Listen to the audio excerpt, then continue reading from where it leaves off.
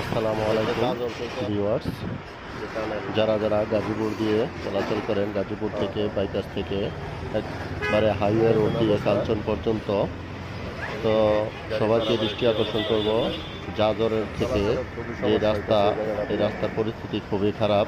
তো সবাই চলাচলের সময় অবশ্যই একটু দেখে শুনে চলাচল করবেন।